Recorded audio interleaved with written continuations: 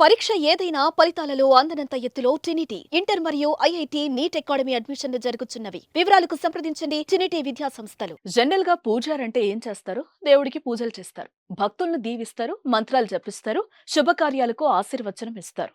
కొందరు కర్మకాండలు కూడా చేస్తారు. కానీ మనం ఇప్పుడు చెప్పుకోబోయే వ్యక్తి తనను నమ్మి వచ్చిన వారిని నట్టేట ముంచుతాడు. దేవుడి దగ్గరకొచ్చిన వారికి శటగోపం పెట్టి ఆశీర్వదించే బదులు వారి నడినెత్తిన చేయి పెట్టి ఉన్న కాడి కూర్చేస్తాడు. ఎవరా కన్నింగ్ పూజారి? ఇప్పుడు చూద్దాం.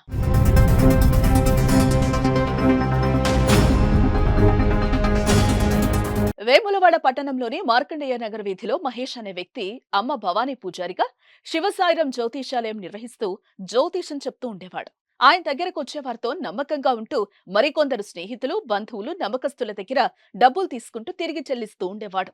ఎంతో నమ్మకంగా తిరిగి ఇస్తూ ఉండటంతో అందరూ గుడ్డిగా అతన్ని నమ్మారు. అలా నమ్మిన వారి దగ్గర 2 లక్షల నుండి సుమారు 40 లక్షల వరకు మొత్తం కలిపి 2 కోట్ల వరకు వసూలు చేశాడు.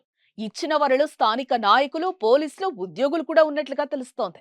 2 కోట్ల వరకు వసూలు చేసిన మహేష్ ఆ డబ్బుతో ఈ నెల 3వ తారీఖు నుండి కనిపించకుండా పోవడం, ఫోన్ స్విచ్ ఆఫ్ రావటం, ఆయన ఉంటున్న శివసాయిరం జ్యోతిషాలయం మూసి ఉండటంతో స్థానికులకు అనుమానం మొదలైంది. వారం రోజుల క్రితం బాధితులు జిల్లా ఎస్పీ అఖిల్ మహాజన్ కు మొరపెట్టుకుని ఫిర్యాదు చేశారు.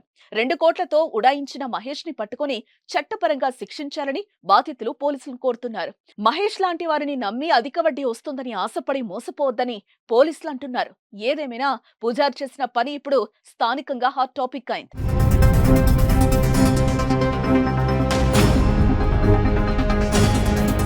సుమన్ టీవీలో మీ పర్సనల్ అండ్ బిజినెస్ ప్రమోషన్స్ కోసం కింది నెంబర్కి కాంటాక్ట్ చేయండి.